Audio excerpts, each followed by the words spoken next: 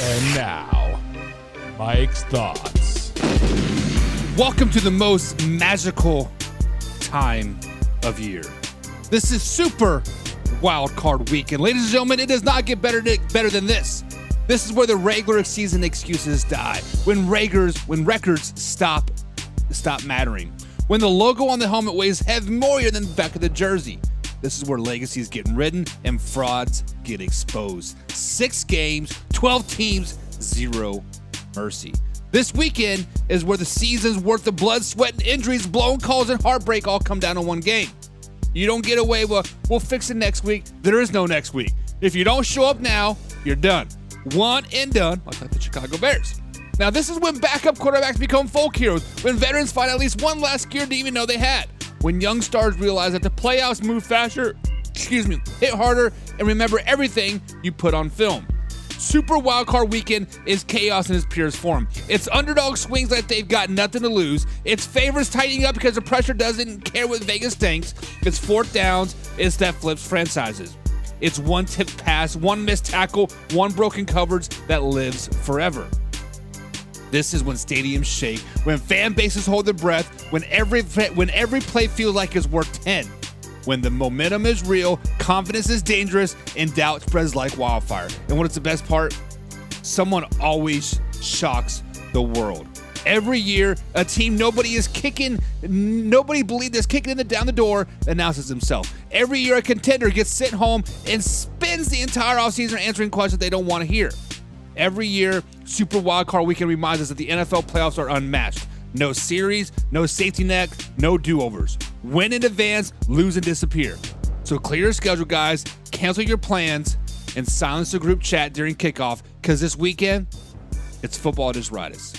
It's football at its loudest, and it's football at its most forgiving. It's the great Super Card Weekend. Cue that intro. Are you ready for the best damn NFL show on the planet? Man Hour Nation, rise up. Yeah, ayy, let's go. Hitting that gridiron, we going hard, we running the plays. You know the vibe, only the strong survive. Gotta keep your head in the game. Talking NFL, uncut, straight raw. Steady bringing that sauce. We about to take off, get it hype. This man, our sport talk. Yeah, from the quarterback to the lineman. Everybody bringing heat. You don't really wanna try them. Hey, who gon' win? It's a battle of the giants. This show is the flyest. Nobody can deny it. This is Man Hour. Sport Talk. Man Hour. Sport Talk. What team you reppin'? We keep it interesting. Who caught another down? Who got that interception? This is Man Hour. Sport Talk. Man Hour. Sport Talk. What team you reppin'? We keep it interesting. Who caught another down? Who got that interception? Let's go. What is up, Man Hour Nation, guys? Welcome to Man Hour NFL Talk, your go-to spot for live, raw, uncut NFL talk. I'm so glad you're with us today. Guys, before jumping into today's action, head over to manhourradio.com. There's where you find all the exclusive merchandise, haters make us famous, fresh with the freshest blogs, and everything happening with the Man Hour show. So, guys, you're rocking the Man Hour, guys. That's a spot to rep it. Make sure you guys hit the like button, hit the share button, of course, subscribe so you never miss a live and after show. That's the easiest way to stay plugged into us. But if you want the full Man Hour experience, guys, become a Pigskin Pundit. That is our members-only community where you get free entry into the weekly NFL pick'ems, giveaways, exclusive merchandise, and bonus lives that only the Pigskin Pundits get. So if you want that next level access, guys, join the squad. Now remember, this is a live interactive show, so drop your hottest of the hottest and takes down below. Drop your opinions and your thoughts in the comments down below, because I want to hear from you. I want to hear from you, my man, Arthur Brown. What is up, Man Hour Nation? Arthur Brown. Arthur Brown, what is up with you, brother? So, guys, spoiler alert, Arthur Brown is a Miami Dolphins fan. And Miami Dolphins just went through a crazy, we don't know what to do with our hands type situation, right? Mike McDaniel's out as Miami Dolphins head coach. Is this the John Harbaugh effect? I don't know. We'll see as things start to come full circle here. It's probably starting next week, next Tuesday, Wednesday, Thursday. We're definitely going to dive into that when the Miami Dolphins officially hire John Harbaugh as their new coach, because we all know that's what's going to happen. You got Jaden Andres in the chat. Says, hey, what is up, Jaden? Hope you're having a good old day, brother. I got my man Jim Powers in the chat today as well. Pigskin Get you some. Jim Powell is a Pigskin Pundits, the CEO of the Pigskin Pundits, guys. Be like Jim and join the squad below. Hit the subscribe button. Hit the subscribe button if you're over here on Facebook. Hit the membership tab if you're over here at YouTube.com. But Jim Powell says respect for 49 years ago today. The mighty Oakland Raiders defeated the Minnesota Samoans for the undisputed heavyweight champion title. Man, 49 years ago, where was I? I was still on my daddy's balls. Matter of fact, I think my daddy was still in my daddy's balls. Jim, how old are you? But listen, old school boxing is by far the best, right? I think the last boxing match that I watched was Floyd Mayweather versus Manny Pacquiao, and me and my pops went to the casino, and it was on the big screen. It was a great time. Old school boxing is so much fun to watch, like Mike Tyson and Vander Holyfield. I don't know the mighty Oakland Raiders and the Minnesota Samoans. Like, what are you talking about? I'm just kidding. But yeah, boxing was fun, but what game was that, Jim? The Raiders versus the Vikings? Like, what game was that? I mean, it wasn't a part of the... Was it the AFL? I guess. I don't know. Shoot. I don't know. Jaden says you have 10. 10. Wait, what? What are you talking about? I don't know. And Jim says 53 years ago. Derek's in the chat says, what is up, man? Hour? What's up, Derek? What is up? What is up? What is up? And Abdul Kahim says, bro, are you gay or bend? I'm definitely gay. I definitely like the good old sausage factory right around this general part of my mouth, sometimes like this into my mouth. So thank you for your question, Abdul. So feel free to come on over and I'll slap that thing right in your face and we can all have fun together. But guys, this is Super Wildcard weekend.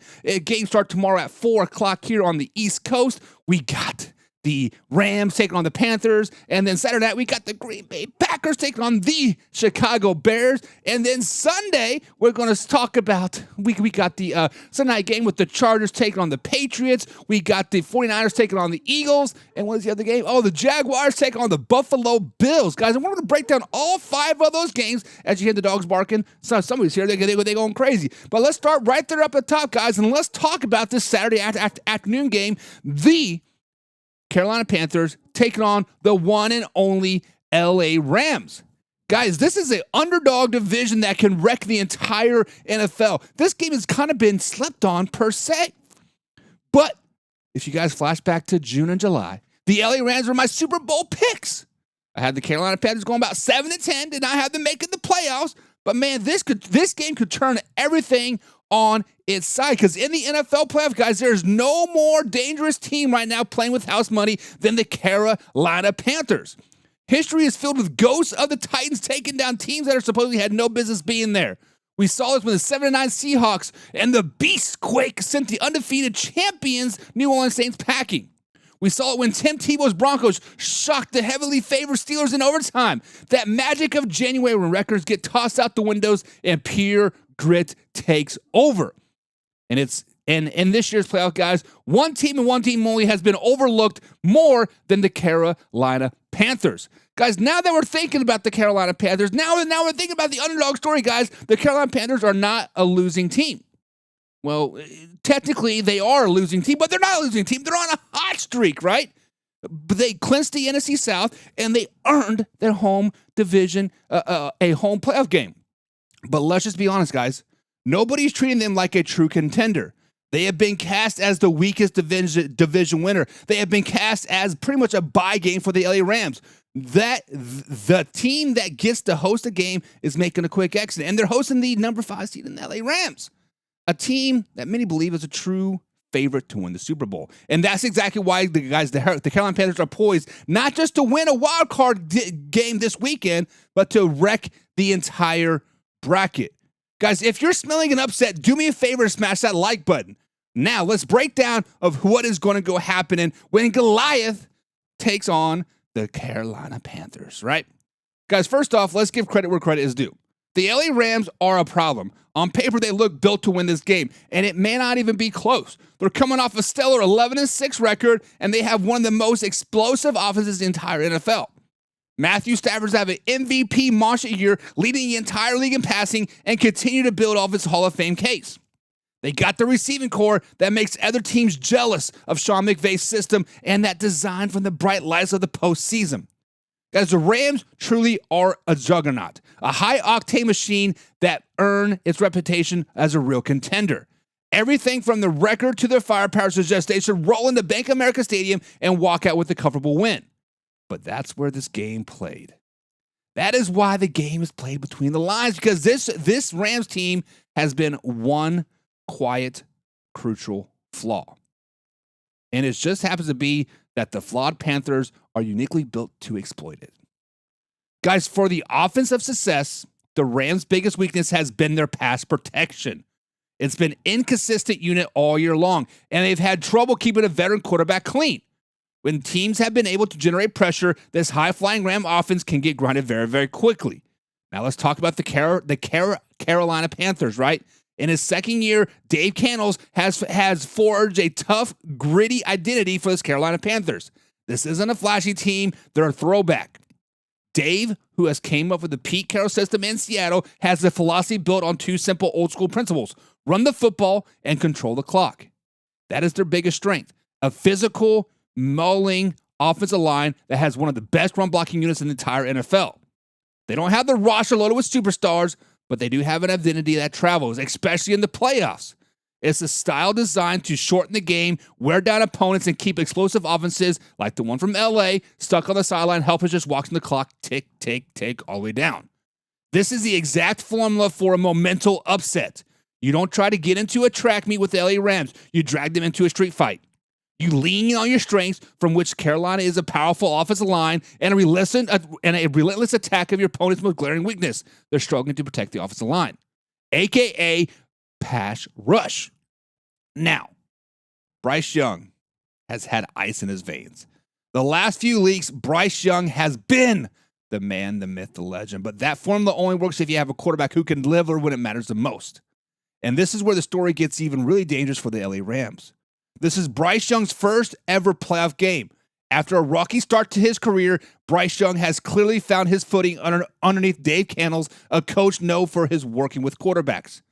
Young isn't being asked to be a superhero out there throwing for 400 yards. He's being asked to be a point guard. He's out there to be managed game manager, distribute the ball, and avoid back-breaking mistakes.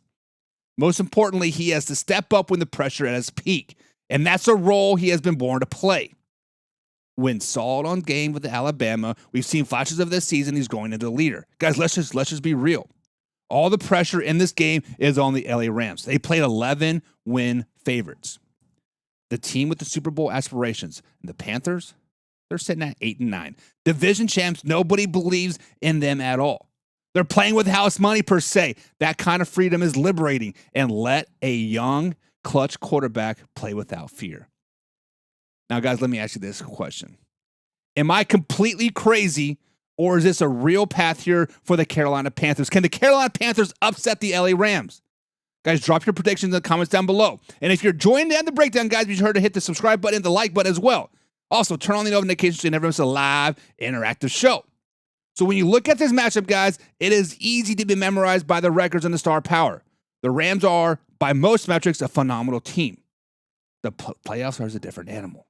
They reward teams with rock-solid identity, teams that can exploit fatal flaws, and a team with a quarterback who doesn't blink when the lights are brightest.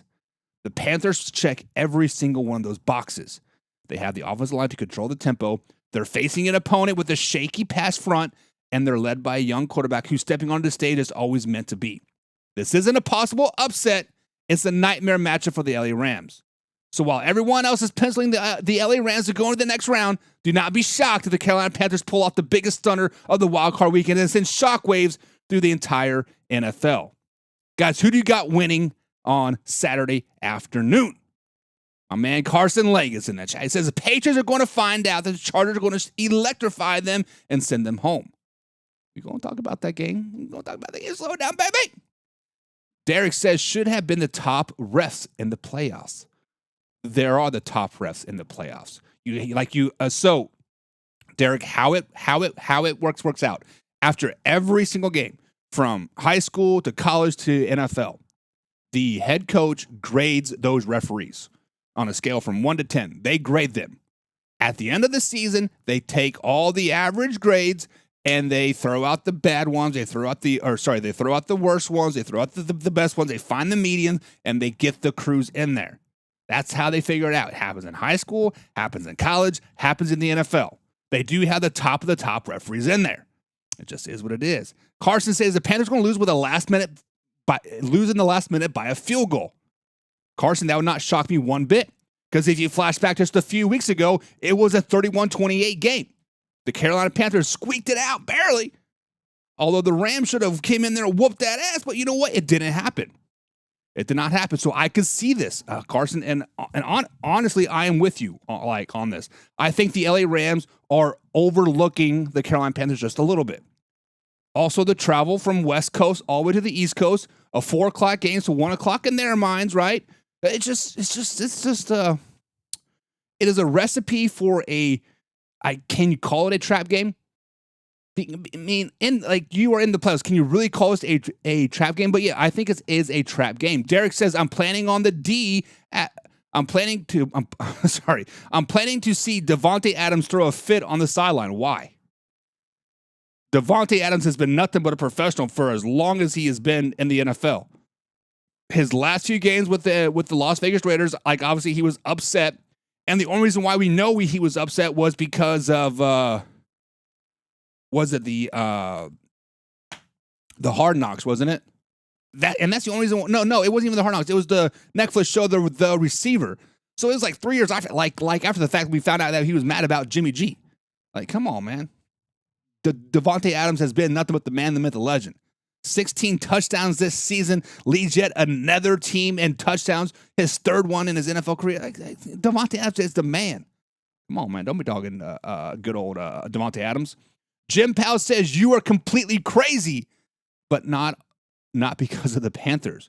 We all know they better come out correct or the Rams will fold them close with the Panthers in them. Put a score on it, Jim. Pigskin pun. Get you Put some. a score on it, Jimmy.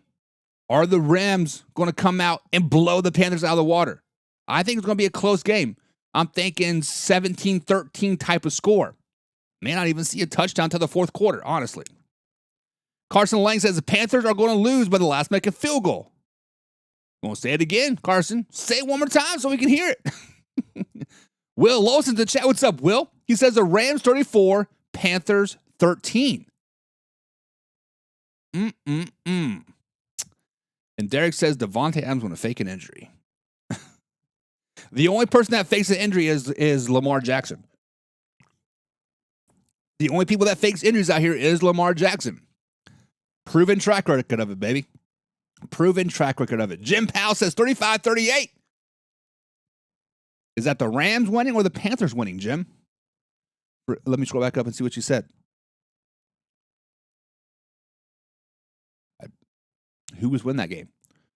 I think the majority of us are taking the LA Rams that it looks like, and I am taking the LA Rams as well. 17-13 is my score. It's going to be a nice little low-scoring game. But the Saturday night game that everybody is talking about. This game, guys, let's get one thing straight and one thing straight right off the bat. This is just not another playoff game. This is the Green Bay Packers versus the Chicago Bears for everything. Under the lights at Soldier Field in brutal January cold, and Saturday night somebody's going home heartbroken. Guys, Super Wildcard Weekend is here, January 10th, 2026, and this is the 213th time these two franchises have lined up to tear each other apart.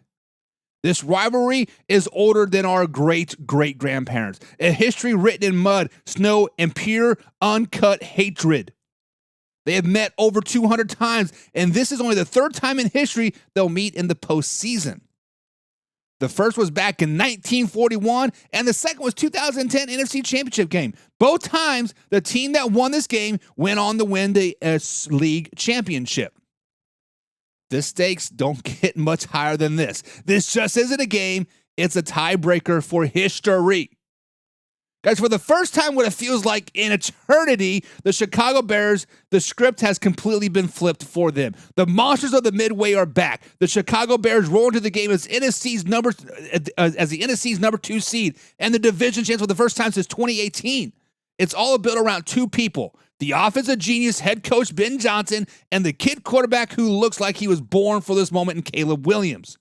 Guys, Caleb Williams, a former Heisman Trophy winner and the number 1 overall pick, is making his playoff debut in his just his second year. He's already started to erase decades of quarterback misery in Chicago. He's a guy who finally broke the Green Bay Packers' stranglehold of the rivalry. This season, the team split the series, and it was Williams who delivered signature moments in both games. Week 16, overtime, with the division on the line, he uncorked an absolute bomb to DJ Moore to send Soldier Field into a different dimension.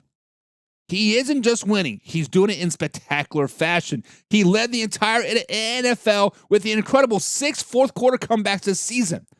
Ben Johnson, the Chicago Bears, hired away from the Detroit Lions' explosive offense at best. He was built for moments like this. Well, the biggest moment of his entire life is right here.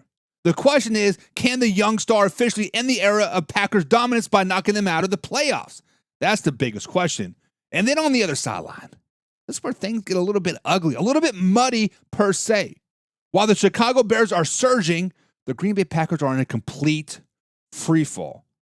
Guys, the Green Bay Packers are lipping into the playoffs as the number 7 seed for the 3rd straight season, trapped in a brutal 4-game losing streak. They haven't won a game since the last time they saw the Chicago Bears. And at the center of the storm is Jordan Love. This is the quarterback haunted by the ghost of legends and now the ghost of his own playoff failures. This is the 4th playoff start in 3 years, but the history is grim. We all saw his ceiling when he lit up the Dallas Cowboys in the Wildcard game a couple years ago. But we also saw the floor last year, brutal playoff exit against the Philadelphia Eagles, where he threw 3 interceptions and the season went up in smoke as fast as it could. Now he's walking in a do-or-die road game on a 2-week layoff. After playing in Week 17 loss, he was rested in the meaningless 8-week team game finale. The Packers are hoping he's rested, but in a rivalry this nasty against a defense this chaotic, there's a razor-thin line between being rusted and being rusty. With the 3rd straight postseason flameout staring him right in the face, this game isn't about surviving, it's about his entire legacy. Guys, this game is going to be won or lost by 2 very flawed defenses. Both of these units are bleeding, just in different ways. The Green Bay Packers have completely imploded down the stretch. During the 4-game skid, the pass rush has simply disappeared. They've been getting absolutely shredded on the ground. That's a death sentence against the Chicago Bears offense, which relies on a 1-2 punch of DeAndre Swift and Kyle Mungati in the backfield. But let's not pretend the Bears' defense is perfect either. They give up yards, and a lot of them. The difference is they're thriving on pure, unaltered chaos. This is a unit that makes his living off of takeaways. They're a true boomer bust machine. They let you drive 70 yards, but then just as likely to rip the ball away and change the entire game. That number that matters isn't yards, it's points. And when Chicago's defense bends but doesn't break, they win a lot of football games. Guys, so forget about the seedings, forget about the losing streak, forget who has won back in December. This game boils down to one word, and one word only. It's poise. Can the young king, Caleb Williams, stay composed in the biggest game of his life and prove this is a new era of Chicago Bears defense, or Chicago Bears offense, or Chicago Bears in general?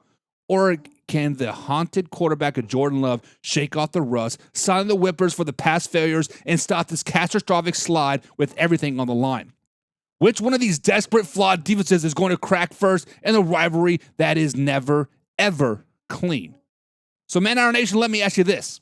Do the Bears finally slam the door shut of generational pain, or can the Packers about to rip the Chicago Bears' heart out all over again? Guys, hit the subscribe button, hit the like button, of course, share this with a couple friends as well. Remember, we're live Monday through Friday, 7 p.m. East Coast time. Now, this is live. They're not to show, so comment down below. Be a part of Man Now Nation and get ready, because the Chicago Bears take on the Green Bay Packers in January. This just isn't football. This is simply war at the end of the day. Welders Finch says, any chance Aaron Rodgers rides off in the sunset with another Super Bowl dub? We'll talk about that Monday. But, Welders Finch, thanks for joining us again today. my Super Bowl picks are the Rams versus the Steelers. So we'll see. We'll see. Carson Lang says the Bears haven't beaten the Packers since 1941. It's tough. In the playoffs. That's tough. True, but tough. Carson Lang's Packers are going to lose 21-31. What? Ugh, Carson. Slow it down, baby. Will also says Packers are going to win 23-20. I'm with you, Will. I like the Green Bay Packers. Go and put that cheese head on me. That says owner on the back because I bought my wife a little bit of ownership of the Green Bay Packers. 23-20 seems about right. Seems just about right, Will. We got Abigail Velquez, 3592 says, yo, what is up, Abigail? What is up? Who do you got winning this game, Abigail? Green Bay Packers or the Chicago Bears? Who is going to win this game? But Saturdays are here. We got the Chicago Bears. We got the Rams. We got the Panthers. We got the Packers. But Sunday is where the magic starts.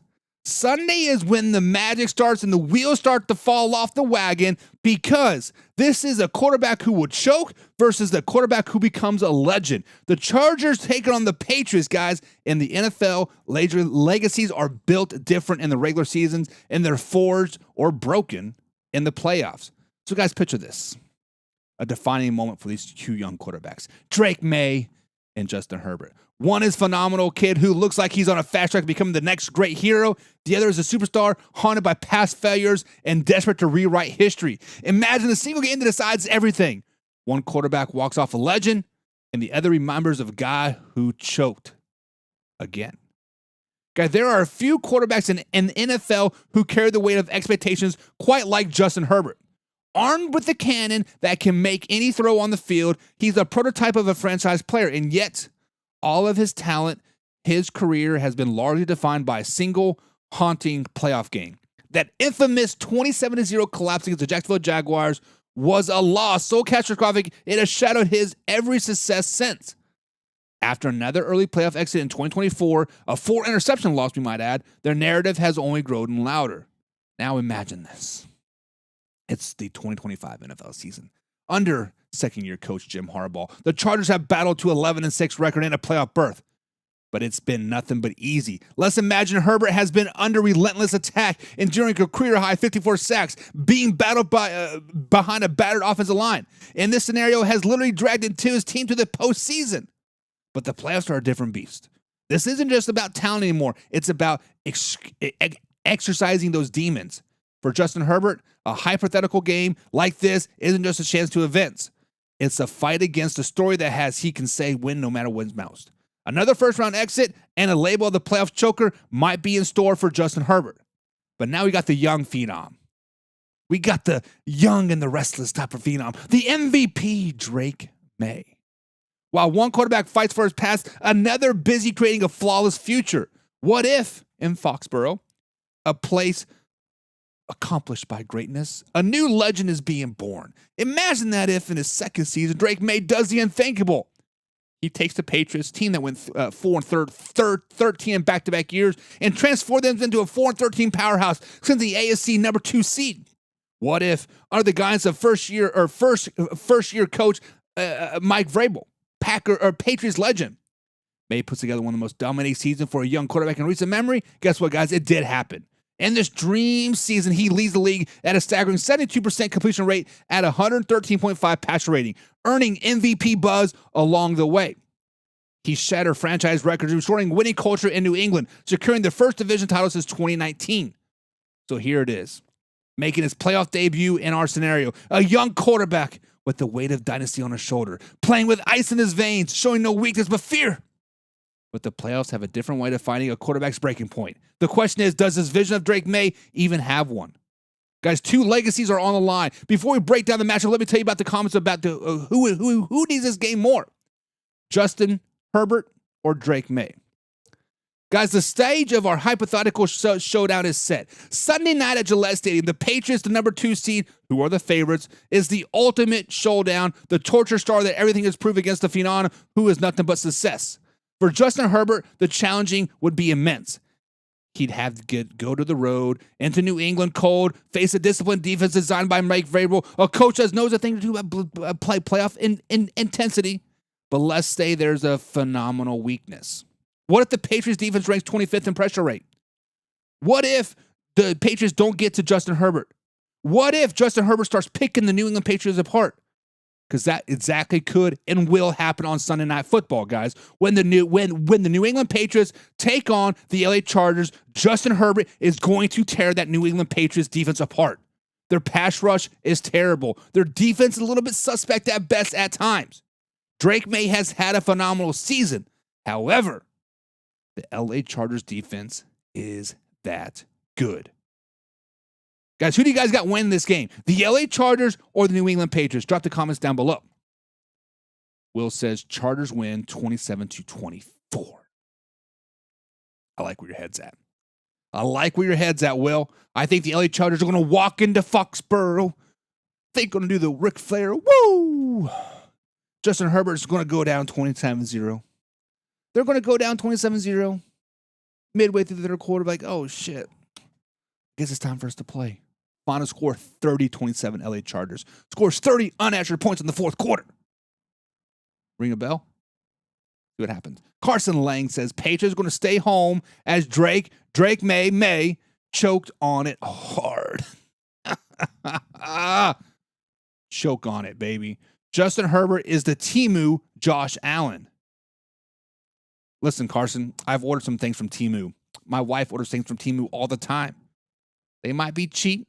They might be efficient, but sometimes they're better than the real thing. And Justin Herbert is better than the real Josh Allen. And we're going to find that out on Sunday when the Jacksonville Jaguars take on the Buffalo Bills. Guys, when you think of the most dangerous team in the NFL, your mind usually probably jumps to the usual suspects. The teams that media have been hyping up for months. But you're looking in the wrong place. The single most dangerous team in the NFL right now that nobody seems to be in January is the one and only Jacksonville Jaguars. And the Buffalo Bills are about to find this out the hard way again. Guys, this is Super Wildcard weekend. The Bills are walking straight into a buzzsaw. This isn't just a team on a hot streak. It's about history, momentum, and a curse that Buffalo can't shake. The all-time series between these two is dead even at 10 wins apiece. But the playoffs, the playoffs, that's where the story gets dark for Buffalo. Jacksonville is a perfect 2-0 against the Buffalo Bills in the postseason, with both wins coming in the AFC wildcard round. So forget what you think that you know. Let's break down why that Everbank Stadium might just be where the Buffalo Bills Super Bowl dreams go to die. So what exactly has changed in Jacksonville? After losing 13 games last season, they have completely flipped the script to 13 wins this year. That kind of turnaround is very, very rare. It is so rare, only two other teams in NFL history have ever pulled it off. Since week 11, they have been on an 8-game winning streak, dismantling opponents and racking up point differentials that among the best in the entire NFL over that span. They just aren't winning. They are taking teams apart. And it all starts with the most dominant unit in the entire matchup, the Jacksonville Jaguars run defense. Statistically, they are the number one run defense in football. Opponents are averaging a pathetic 85.6 yards per game against them. And it's even worse for running backs who are held to just under 68 yards a game. The tape shows a defense front that completely resets the line of scrimmage, forcing offenses into predictable, long-yarded passing downs. And that's when the other shoe drops. By suffocating the run and haunting quarterbacks, this defense has forced 31 takeaways, the second most in the NFL. And while the defense is shutting teams down, the offense, under rookie head coach Liam Duval, has been reborn. Trevor Lawrence is having a career year with 38 touchdowns, leads the offense as set to a new franchise record with 27.9 points per game. This just isn't a fluke. It is a formula, and it's been working for 2 straight months. But now, if you're a Buffalo Bills fan, this feels like it should be eerily familiar, right? History has a funny way of repeating itself, and for Buffalo, Jacksonville is a place of postseason nightmares. The Bills have lost 3 straight games in Jacksonville, including an ugly 10-3 wildcard loss back in 2017 that ended their season. But the real ghost haunting this matchup is the 1996 wildcard game. The upstart Jaguars went into Buffalo and stunned the Bills, team anchored by Hall of Famer Jim Kelly, winning 30-27. That game, just like this one, featured a favored Buffalo Bills team that expected to roll over a young, hungry Jacksonville Jaguars squad. The Jags proved that they are built for January, and that legacy lives on. Guys, the Jacksonville Jaguars is a perfect 3-0 in wild card games. Their last playoff game, that was the intense 27 comeback win against the LA Chargers back in 2022, the third largest comeback in NFL playoff history. This team doesn't just win at home in the playoffs, they pull out the impossible. So if you're enjoying, guys, this breakdown so far, do me a favor and hit that subscribe button. Guys, we go deep into this every single week moving forward. And you don't want to miss a live interactive show coming up next. So hit that bell icon as well. Now, I know what you're thinking, but Josh Allen is a different beast. Josh Allen is the MVP. Josh Allen is the best quarterback in the NFL. And you're right. But he's also carrying a massive weight on his shoulders because he is 0-4 in the road playoff games in his career. It's not all on him. He's averaging 351 yards per game in those losses, but the wins just haven't followed. The problem is his supporting cast has been inconsistent with no wide receiver breaking 725 yards this season. That is a huge issue against the Jacksonville Jaguars pass defense that, while ranked 21st, knows it has one's job. Make Josh Allen beat them all by himself. This game will be won or lost in the trenches. It's a classic strength-on-strength battle. The Bills have one of the best rushing attacks in the entire NFL on the ground thanks to a duo of Josh Allen and Ray Davis. Of course, you can throw James Cook in there too. The league, he had a good season. 1,600 yards, whatever, right? Rushing title. They will go head-to-head with that number one Jaguars rush defense. If Jacksonville can shut down that ground game and control Josh Allen scrambles, they will force the Buffalo into one-dimensional, and that's exactly how you beat the Buffalo Bills over and over and over again. And on the other side of the ball, Buffalo's run defense has been glaring weakness, allowing 136 yards per game. And while the Jaguars running back Travis Etienne has been quiet as of lately, he's averaging just 3.6 yards per carry since week 10. This is a perfect opportunity for him to break out. If Travis Etienne gets going, Jacksonville will control the clock, the crowd, and the game. Guys, this whole game boils down to breaking trends. Can Josh Allen finally get his first road playoff win and silence the critics? Or will the ghost of the playoff past show for Buffalo just one more time? The Jaguars are running an 8-game heater. Their quarterback is playing the best football of his life, and they're undefeated in home wildcard football games. They've beaten the Bills in the playoffs twice before, and everything seems to be lining up for them to do it for the third time. They're built to win the exact type of game, control the ground, create turnovers, and let home field advantage do the rest. The Bills aren't just facing a football team, they're facing history. And history says the Jaguars are the most dangerous team that could possibly play. But Man Hour Nation, what do you think? Am I crazy, or are the Jaguars the real deal? Drop your score prediction in the comments down below. If you want a deep dive more like this, guys, make sure to hit the subscribe button as well. Who do you got winning this game? Will Olsen said the Buffalo Bills are going to win 33-30. That's tough. Carson says Jags' last 6 opponents are the Titans twice, Colts twice, Jets, and Broncos. Your team would have had complete meltdown to lose 2 of those games. Don't let the stats outshine the facts. Carson, I'm glad you brought this up. Because as they do play the Titans and the Colts twice in this 8-game win streak, it's still divisional games, baby. Titans are still a divisional game. The Colts are still a divisional game. Now, the Jets are just a bad team. But not only did they beat the Broncos, they beat the Broncos. If you know, you know. So say what you want. Buffalo Bills are on upset alert. Jacksonville Jaguars to the Super Bowl, baby. To the Super Bowl. Now, the final Sunday Super Wild Card game that we are going to discuss is the one and only San Francisco 49ers taking on the Philadelphia Eagles, and this rematch is personal. This is the one hit that brought the Cinderella story to a screeching halt. Back in 2022, NFC Championship game, Philadelphia's home turf, a strip back sack, Brock Purdy torn his UCL in his throwing elbow. The ligament that helps power the quarterback's throw is shredded. In that moment, the 49ers Super Bowl dreams evaporated. Then insert backup Josh Johnson. He went down with a concussion. The 49ers had no choice but to put a barely functional Brock Purdy back on the field. He was physically unable to throw more than a few yards, and later, admittedly, he questioned if he'd ever be the same player again. Now, he returns to the same stadium that narrowly derailed his career. And yeah, he already came back here and got the win back in 2023, so don't get it twisted. That memory of the injury is still fresh. This isn't just another game. This is personal. And the 49ers, and for the 49ers to get their payback, their high-flying offense has to solve one of the most brilliant defensive minds in football in Vic Fangio. Guys, the guy who is mastermind Purdy's original nightmare, Jonathan Gannon, is not there anymore. Today, the Eagles' defense is run by Vic Fangio, a coach Kyle Shanahan respects so much. He tried to hire him multiple times. Fangio's defense philosophy is basically the modern blueprint for stopping explosive offense. It's all built around two high safety look that has one primary goal: take away the big play. The whole point is to keep everything in front of the defense, forcing quarterbacks to be patient and string together long, mistake-free drives. It's a scheme that baits you into getting greedy and then punish you with the inevitable mistake.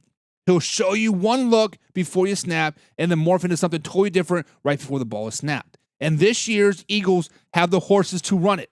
You got monsters like Jalen Carter and Jordan Davis plugging up the middles. You got guys like Josh Sweat and Nolan Smith bringing pressure off the edge. But the real key might be the new faces in the secondary, and that's Quinton Mitchell and Cooper DeJean, brought in the final pieces of Vic's puzzle. This isn't some defensive scheme the 49ers torched in 2023. It's a new, more complex challenge built to one of the game's true chess masters.